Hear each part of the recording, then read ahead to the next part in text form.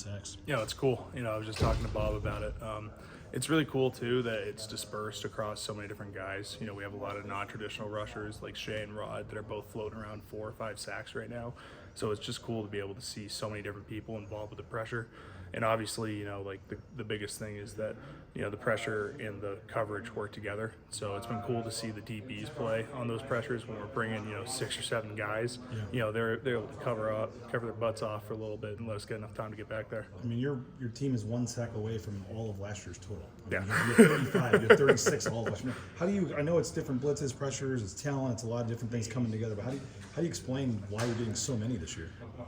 We knew coming into the season that we were going to be really pressure heavy. During camp, we brought a lot of different exotic blitzes that we were super excited about coming in the season.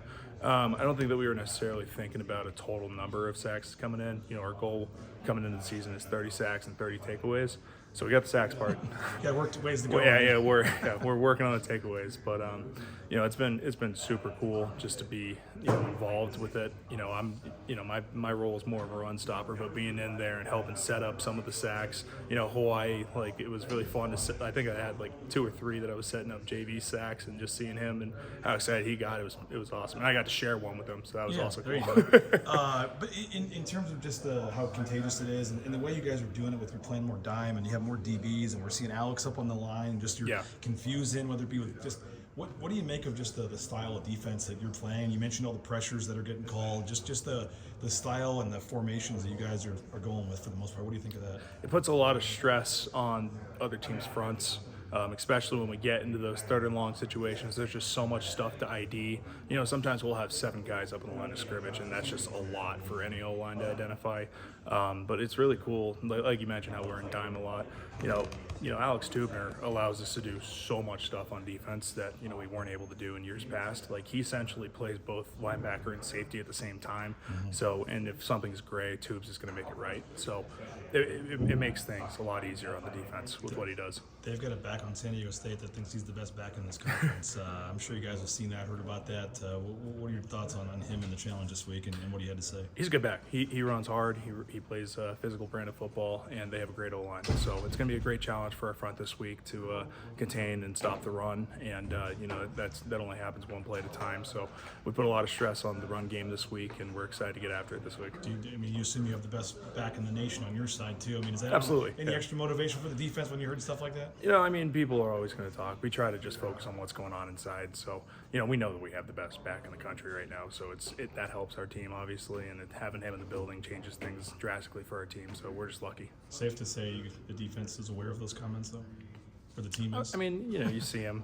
More. We saw it when it happened, and we just brush it off. It's okay. We're just excited to play. Well, what are your thoughts just on their team as a whole? I know they got a new coaching staff, kind of an up and down year, but they're coming in undefeated in conference and probably feeling pretty good. Absolutely. No, they've gotten a lot better each week. You can see it on film, especially last week against Wazoo. They took them to the wire. That ball, that game's a few hops away from being their game. So, a big thing in that is they are also undefeated in conference. So, we're looking at going into this game like they're undefeated. So this is a huge game for us, obviously. We're really excited that we get it on the blue on Friday night. So it's going to be good. We've had a great week. We've practiced so far, so we just got to finish it off. How do you keep getting to that level kind of each week and not avoid the letdown type games with so much? Right. With you guys are playing for so much right now. You're hearing the same coach speak from Spencer, biggest game because it's the next one. How do you guys keep raising that bar every week? I know that might sound cliche, but it's 100% true.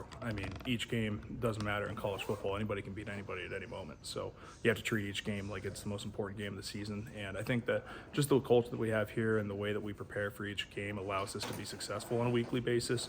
The only thing that matters is this game on Friday night. Nothing else, none of the outside noise, none of the talks about the playoffs or anything that's going on. That doesn't matter unless we take care of our business Friday night. Is this the kind of team that, as the pressure keeps mounting and the CFP rankings come out next week and all this stuff keeps building and every game fans and everybody are thinking it's more and more just a foregone conclusion what's going to happen? Is this the kind of team that it's not going to let any of that bother you guys? I think just because of how close we are as a team, to this point, it hasn't affected us whatsoever, and I don't see it affecting us. We're just, I'm telling you, the only thing that matters today was our Wednesday practice, even though it's Tuesday. It's Wednesday for us in the building, so that's the only thing that mattered. That didn't matter about the lift, and then we're coming back for meetings tonight. So I think that this team is very mature. We've been through a lot of different experiences. We've won a lot of games in certain ways, and we've lost a lot of games in certain ways as a group. So I think that collection of wealth of experience just allows us to stay focused on the present.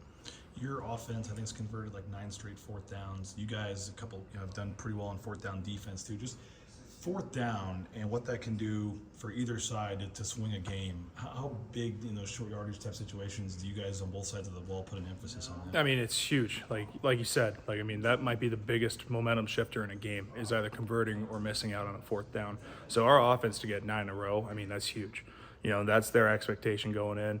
They're an elite offense in our country, obviously. I think that they've shown that through 7 games, and they're going to continue to show that. But, you get everybody on defense. Like, it's not like a bunch of guys that are, hanging around. You have everybody on the sideline up when they're going for it on fourth because we're just ready to support. And if we have to, we're ready to go on the field and get the momentum back. But it's been super cool to see them convert. Well, for you guys, too. I mean, I know Dirk was saying a couple weeks ago he thinks that should count as a turnover. I mean, I know it doesn't, but when you make a fourth down stop, same thing for the defense too. Yep. I mean, just how big is that when you guys get a chance and a team wants to go for it on fourth? It's huge. We love it when the team tries to go for it on fourth because, like you said, it is a turnover. It's like a missed field goal. Any chance that we get the ball back up with great field position and they don't get points on the board is huge. And it's a huge momentum shifter for us. So, it's absolutely a big thing for us.